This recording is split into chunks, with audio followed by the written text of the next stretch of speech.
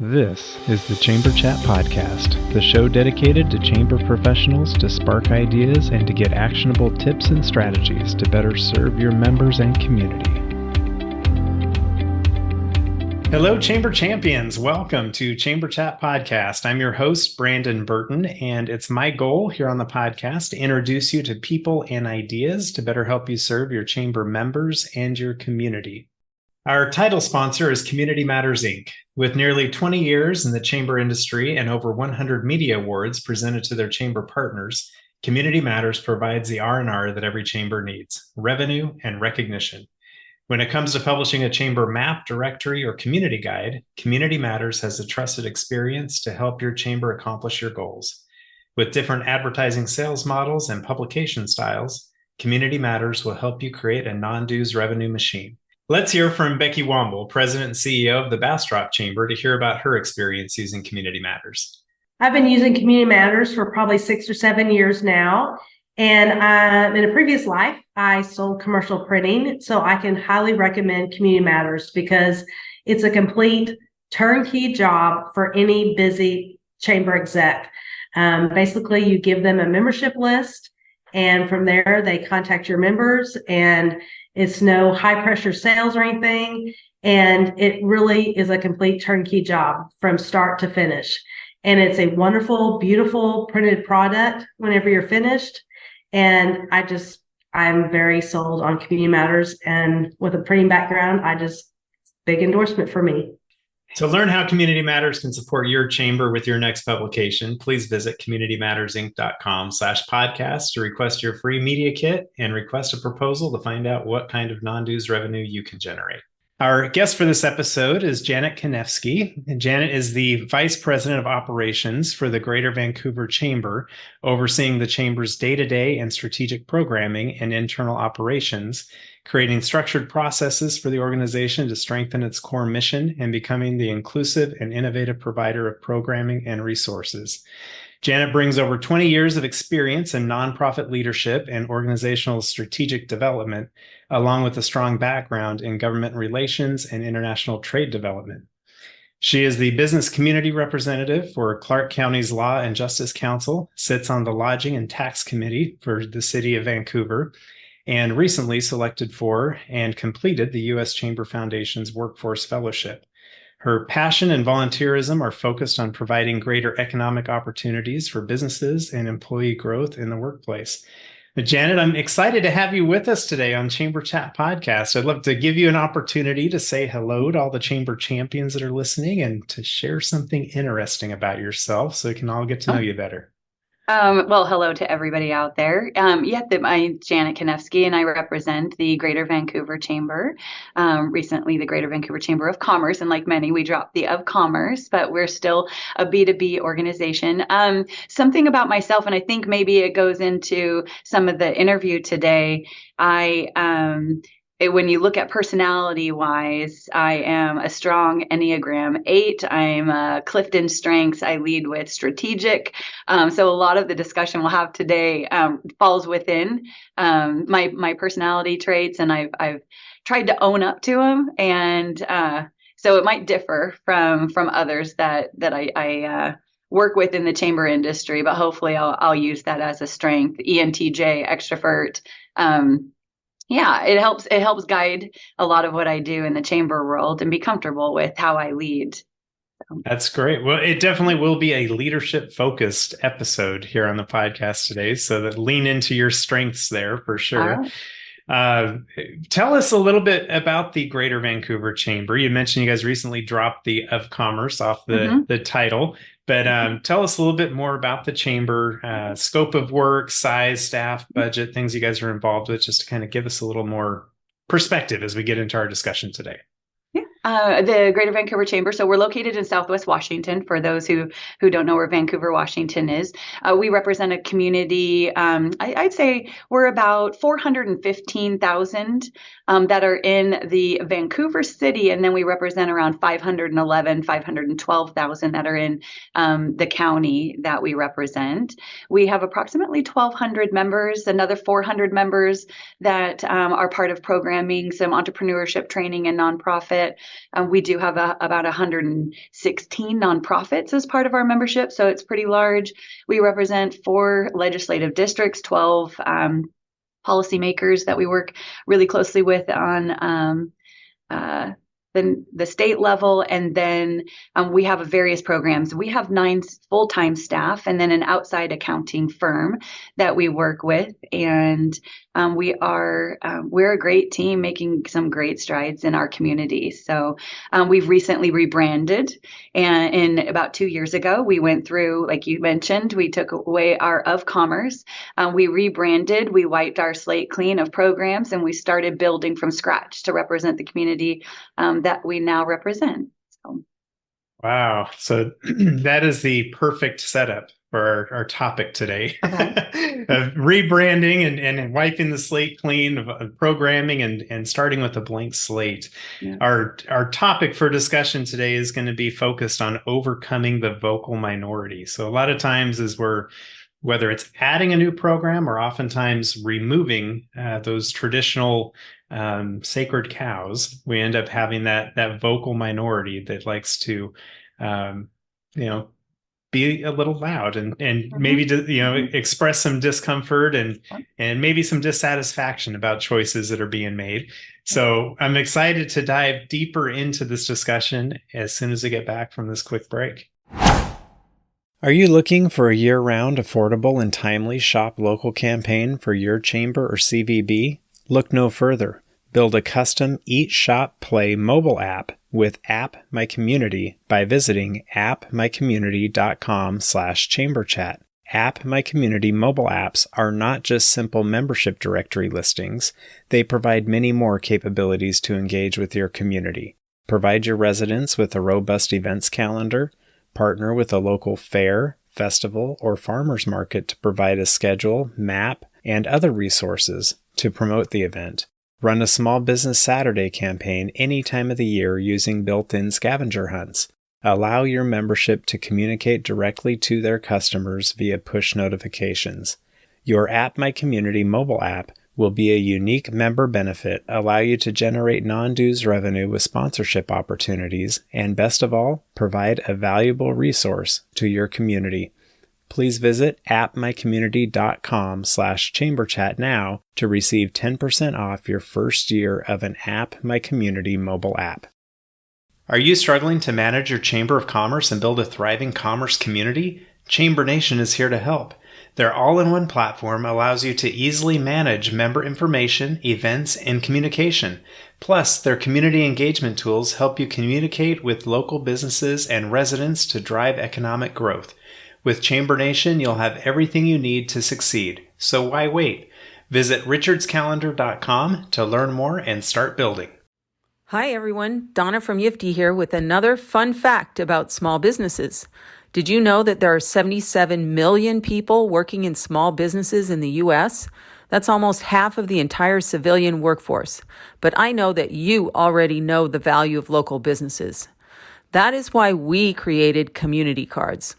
They bring revenue to your members' businesses that today is leaving your community and going to national brands and e-commerce companies.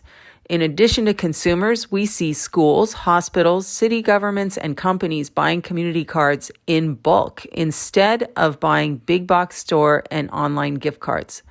Community cards keep local dollars local. For more info, come to a demo or email us at sales@yiftee.com. We look forward to meeting you. Back to you, Brandon. All right, Janet, we are back. So before the break, I'd mentioned that the topic being overcoming the vocal minority. So oftentimes, this minority, they tend to be the loudest in the community. It may be easy to lean into the few voices that are really expressing their discontent with whatever's going on and think that represents the greater whole of the business community. So I would love to hear, in your time at the chamber, changes that either you guys have implemented or changes that you guys have removed, and maybe where some of that opposition just kind of surfaced its head from the vocal minority.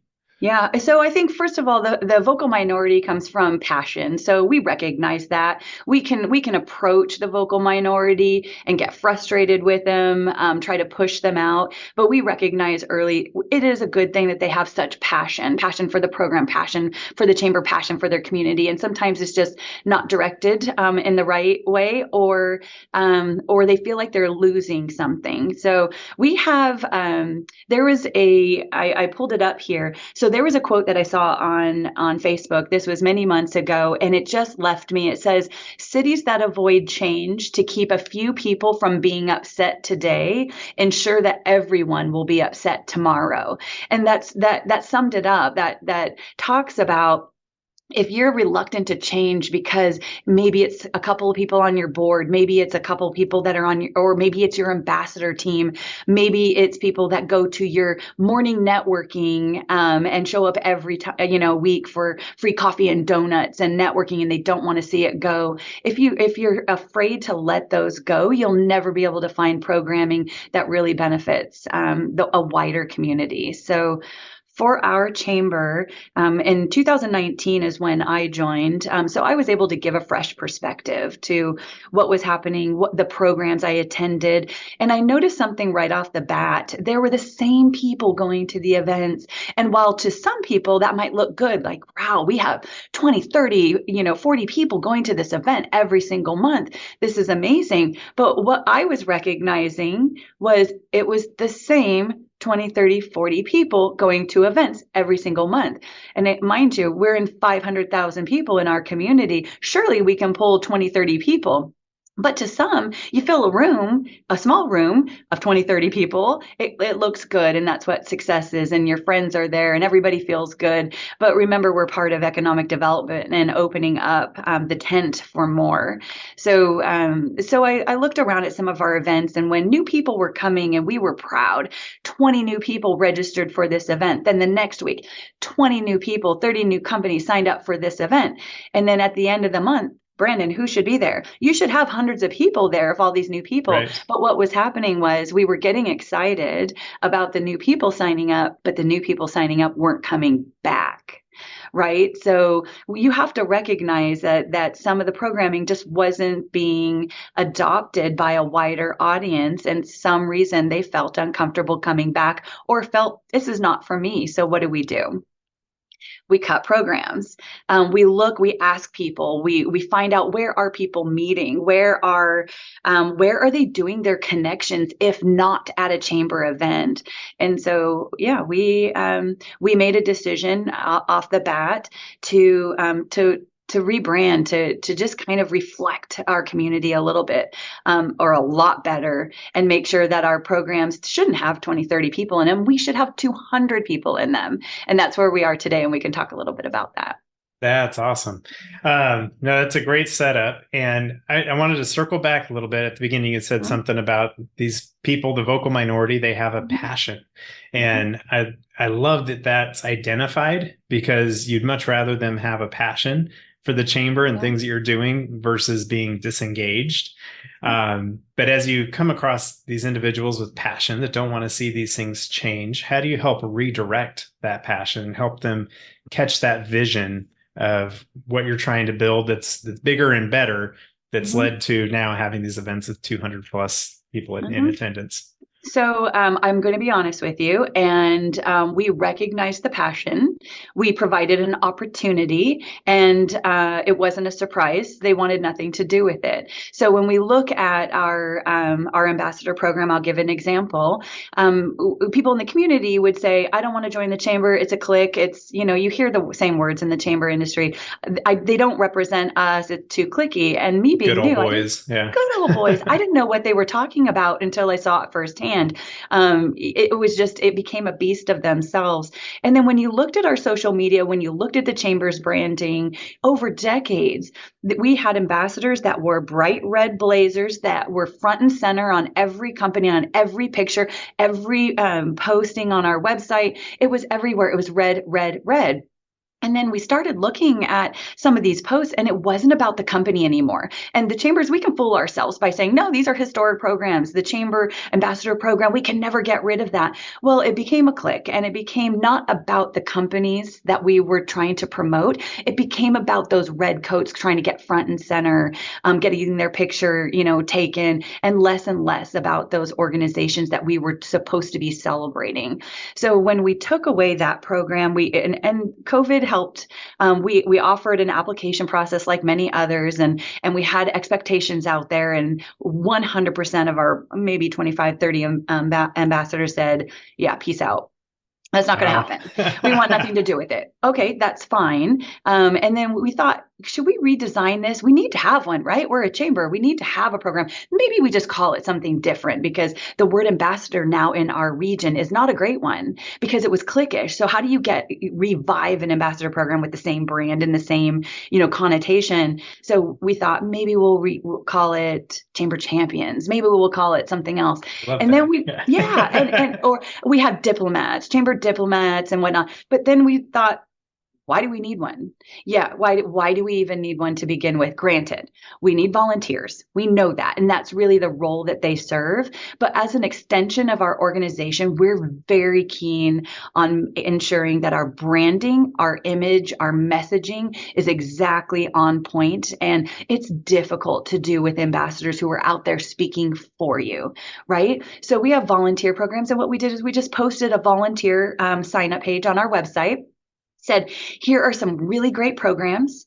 Who wants to volunteer? US Bank, Chase Bank, small businesses. We want you to show up and wear your logo on your shirt. Bring your entire team. And guess what? We have hundreds of people that say, I want to come out for your Lemonade Day program. My team wants to come out and volunteer for your golf tournament, for your women's golf tournament. So we have no shortage. And now we have passion, and now they can represent their own company while showing they're giving back to the community. So it's a way that we've evolved. And I will tell you, I looked at, and many chambers around here, and I would encourage you to do this if you're a chamber listening, we looked at the amount of administration that took part in trying to organize, get ambassadors to fill out forms and to go to locations and show their sign up, and some have point systems, and it took a full-time staff person. And I think we had 890 email messages like in a 2-month period, just trying to coordinate our old ambassador crew. To give you an example of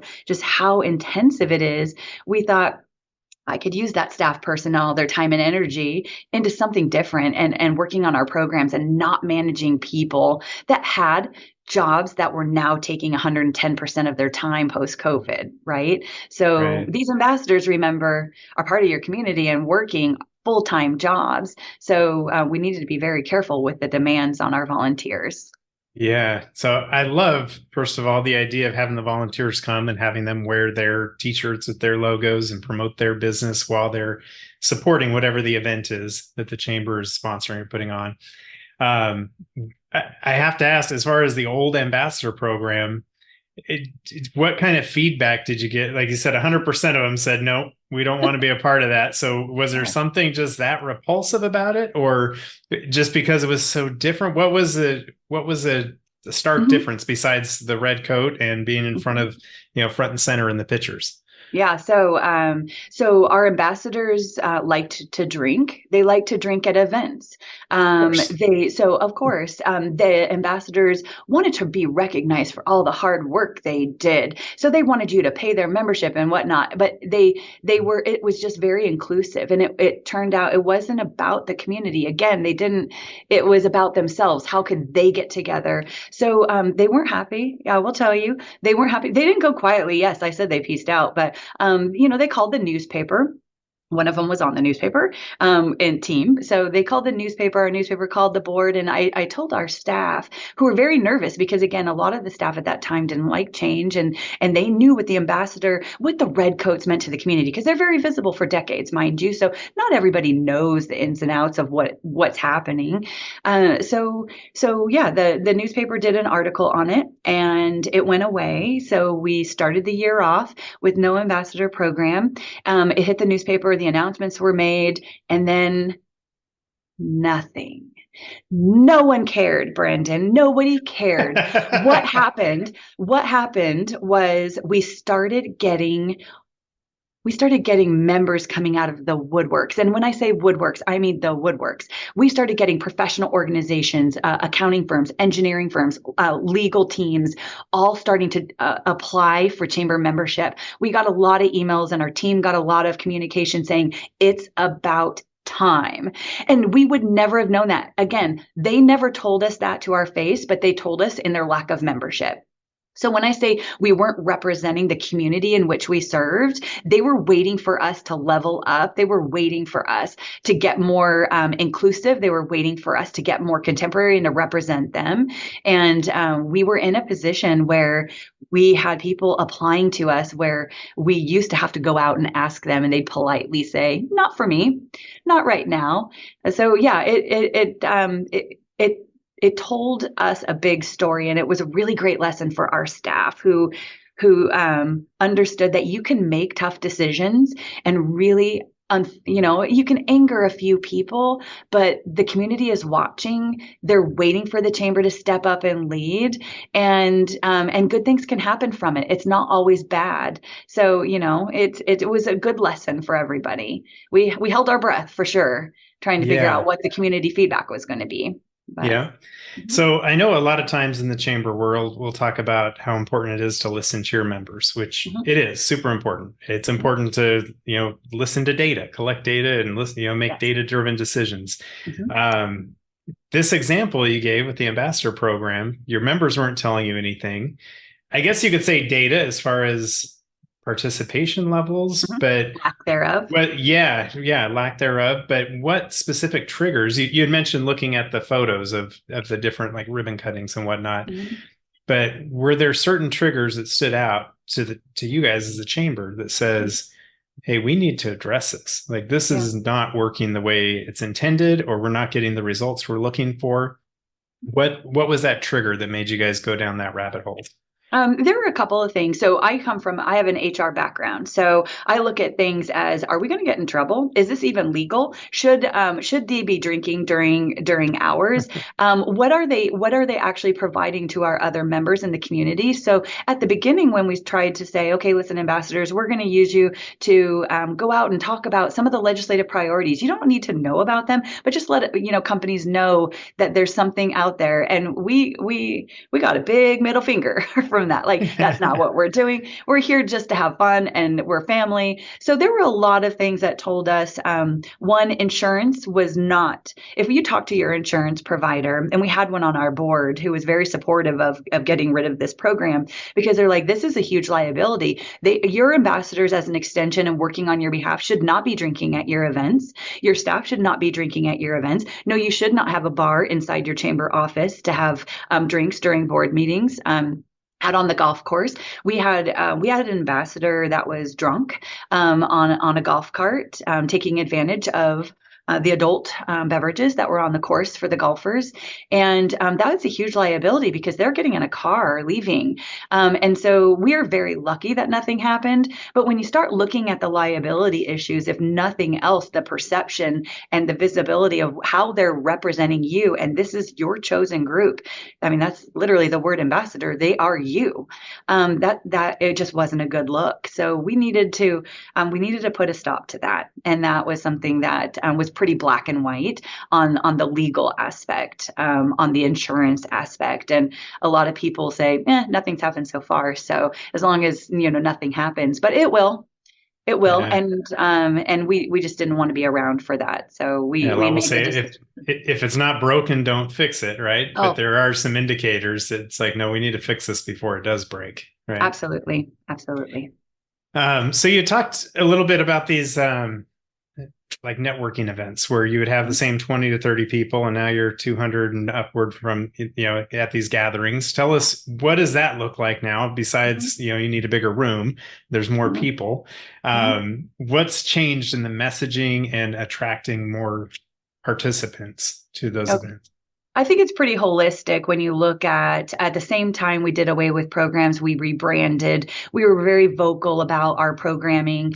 So whereas a lot of visibility comes from Chamber's ribbon cuttings, right? We put that on our social media. For our chamber now, it's like less than 5% of what we do, 3% of what we do, but it looked like everything that we did, right? So now we're very intentional of showing different programming, different types of people that are attending our programming, our morning networking, the coffee connections. We always wondered, if you look back, okay, so there's a room full of sales people and realtors selling to each other, with a couple, like, how does that work? And then we realized it was a way for them to gather. They just wanted to gather. There wasn't like real work happening or networking because they're all salespeople selling to each other. It doesn't happen. So that's why they weren't growing, because people weren't finding a need for them. So we did away with that because less and less people, other than those realtors and banks and whatnot, community liaisons, they didn't network in the mornings. The people that we wanted there didn't network in the morning. So you have to go where they're going. Happy hours, having our business after hours was a really good one. So when we scrapped the morning networking, those 20 people who went, we heard from them for a couple of weeks. And then never again. We don't have people pounding down our door saying, hey, when are you bringing this back? But what we did do, our business after hours did grow. But like many chambers, we had an opportunity to take a look and say, okay, what is our business after hours now? Yeah, we had 60, 70, 80 people attending. But now we decided, okay, how are we going to get these business after hours month after month? That finding a location and finding a host was really difficult, Brandon. Our staff was going out and asking people, will you please host next month? And the nominal fee was like $400 to host a business after hours. And you bring food and beverage and we'll bring the people. And then when this transition happened, when our rebranding happened, when we started reprogramming and showing that we were an inclusive provider, we were a big tent, people started coming out in droves. I'll say that several times because we were really surprised at the number of people coming out. So then we started looking at our business after hours and saying, here's the deal. We're undervaluing our programs in a big way. We're bringing a lot of people. We have a lot of connections. People are looking to us now as leaders. So we're going to hold our business after hours once a month. We're going to charge almost $2,000 to have a business after hours. And then we're going to bring the people, and the company will invest another $1,000, $2,000, $3,000 in food and entertainment. And we are currently booked through 2025. So we're taking host. We have down payments for every single business after hours, 2024 and 2025. And we have half of 2026 built out. So they are becoming the place to be. We have probably a minimum of 200-300 people at some of the locations that have limits. But we're seeing this last one, we had about 350 people in attendance. And the social media is going wild on it still. And we're days, about a week out from it. And yeah, it's something people want to attend. The vibe is there. They're meeting new people. We're now seeing more executives than we ever have. And when I say executives, I'm meaning those organizations that are 20, 30, 40 people and above, not our smaller business executives, which are very important to us. And they're certainly coming out as well. But our board is made up of executives. So we have a high level board at our chamber. We're very specific in who we have on there. Typically, we say they're the ones that sign the front of the checks, right? So, and they're coming out and they're meeting people and they're seeing the vibe in the community. Whereas before, business after hours and some of our programming doesn't really resonate with top C-suite of organizations, but it does now. And from there, we're able to parlay that into, now we have CEO groups. We have an executive women's council made up of 80 of the top women C-suite in the region and policymakers in addition to that. So yeah, it's there's a whole new vibe, a whole new energy, and with a little discomfort came a lot of growth and rewards. Yeah, I like that. With a little bit of discomfort comes the growth and rewards. And as you're telling the story of that experience, what stands out to me is the investment. So you said going from about $400 to host an event like that to about $2,000, plus they're investing another couple thousand into food and entertainment and drinks, whatever. But that really up levels the quality of the event, where before, if you just showed up and you got a coffee and donut, there's not much to it. You don't walk away saying, wow, that was a great event. But if the host they've got a lot more skin in the game, you can bet it's going to be a high quality event, probably Mhm. 9 out of 10 times that people will walk away from, they'll take pictures from, they'll share it with others, it'll Yeah. spread, right? Yeah, there's a lot of FOMO that's happening out there. Absolutely. And now we have big developers that are coming, building businesses, building high rises and developments that are securing us for the location so that they can unveil it, Nice. and attract new tenants, So it's for companies to be able to showcase, but other companies can come and enjoy. So I think we oftentimes in chambers, we undervalue everything. We apologize for everything. We are our own worst enemy in the industry. And just one of the things that I'm passionate about is stopping this victim mentality. And I'm huge about that. And if I can go to the grave, fighting that, it'll be stopping the victim mentality we have in this industry. So I know you're passionate about that. Share a little bit more, if you don't mind, about stopping the victim mentality. I think it's so Yeah. important, especially in relation to this topic. Mhm. Yeah. So I come at it this way. Again, I know I can be tough at times, and I'm okay making those tough decisions, and pull up your bootstraps. But oftentimes, and you've said it in a chamber chat podcast in the past, that sometimes we don't always have the executive directors with experience. Right. Mhm. And with inexperience comes major mistakes and a lot of undervaluing both yourself as a leader, because this could be your first job out of the gate, and it's going to be difficult for you. And we apologize a lot, and we look to our board members and others, for leadership, help and experience. And we wonder why we don't get respect and we don't get people coming to us.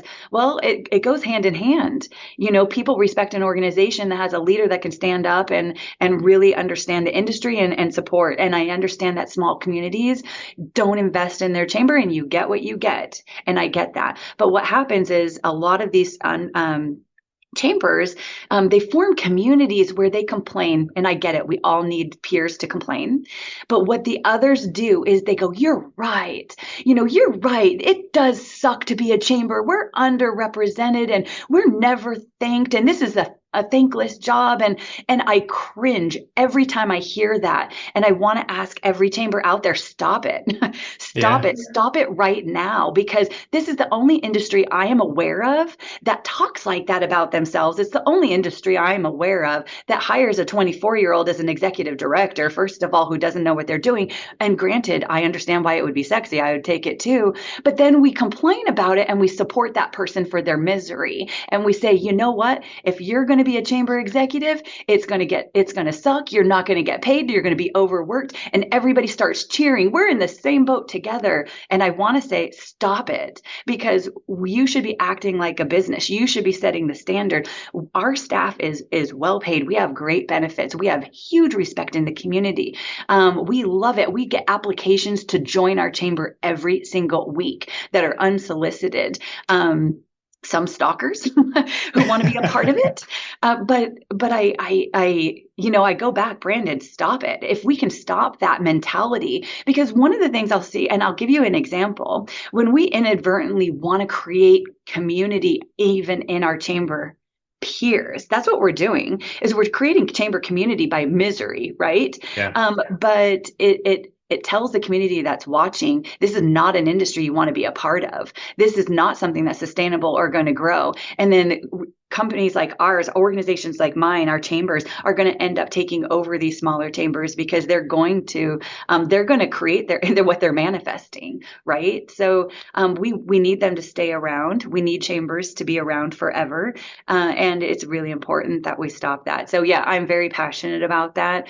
We have an example. There was a chamber I heard talking about how their board of directors were talking about them in a side meeting without them. Well, yeah, that's a problem. And that wouldn't happen in most organizations. But there's lack of trust there, right? And the chamber community came out and said that you should hire a lawyer. This is ridiculous. This is discrimination. You should quit and then you should sue him and blah, blah, blah. Well, what they didn't know was that chamber executive who was complaining about this was being investigated for embezzlement, right? So you have a chamber executive that we're rallying behind behind saying, you poor you, we get it. And you don't know what others are going through. So if we can keep it positive, if we can support them with education, support them with podcasts like this, support them with real truth, and not join the pity party, I think we're going to do much better for our industry.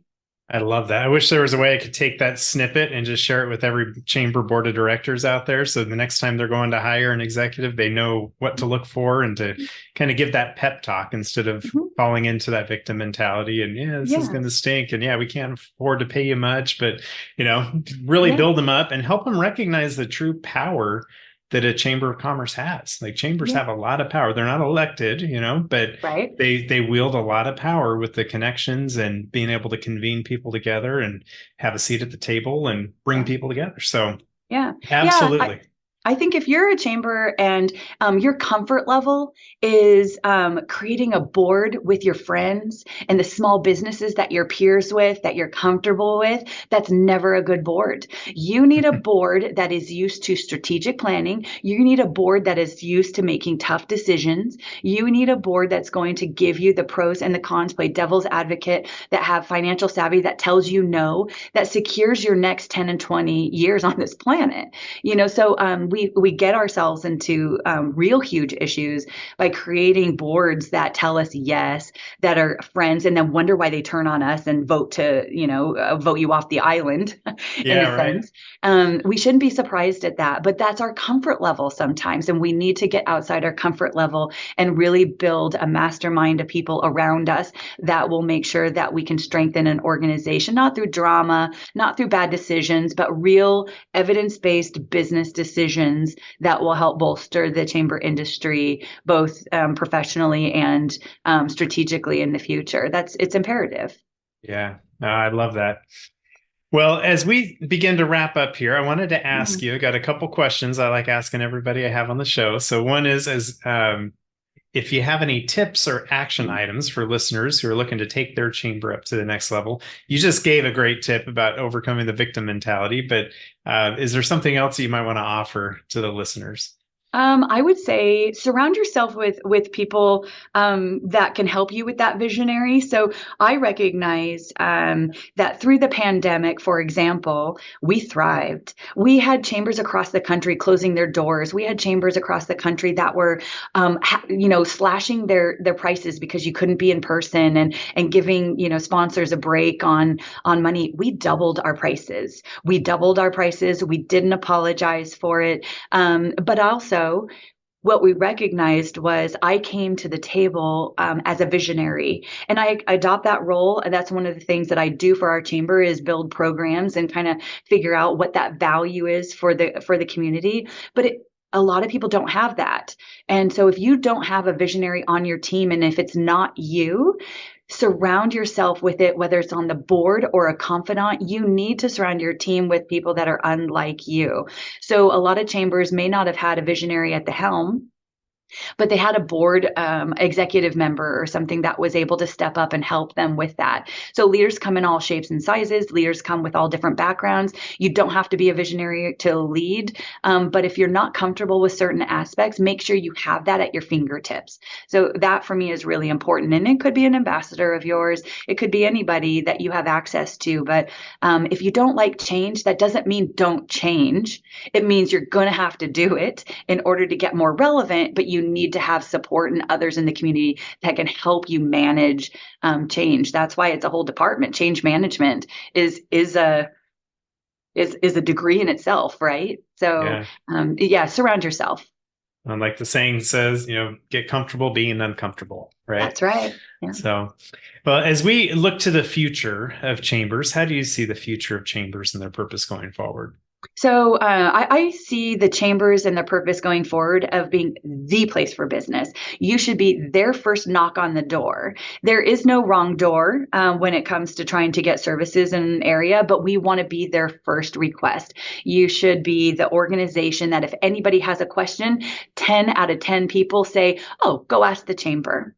That's your business resource provider. So we're going to be a really big presence. It might, unfortunately, mean that we're going to be less of the small mom and pop chambers and more of the regional chambers, because, we try and level up our friends around us in all communities.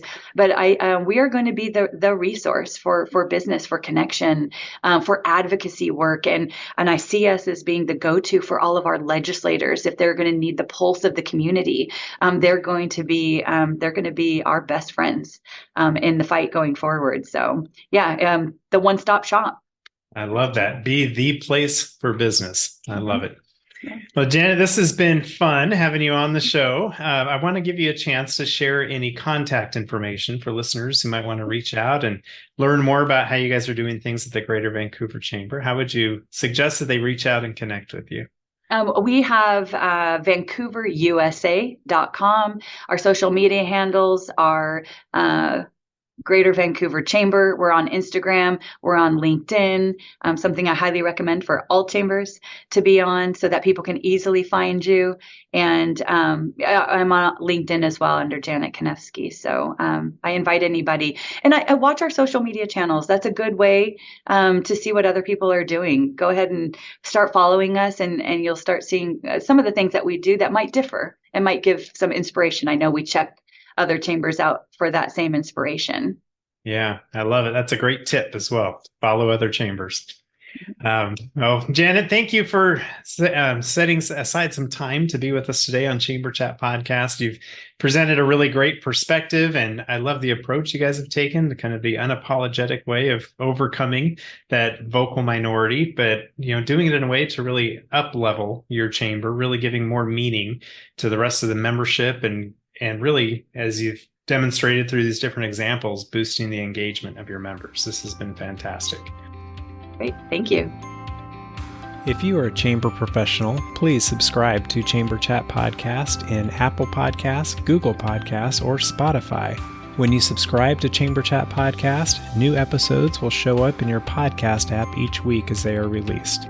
If you're finding value in this podcast, please leave us a rating and a review in iTunes. But most importantly, please share Chamber Chat Podcast with your colleagues that are in the industry.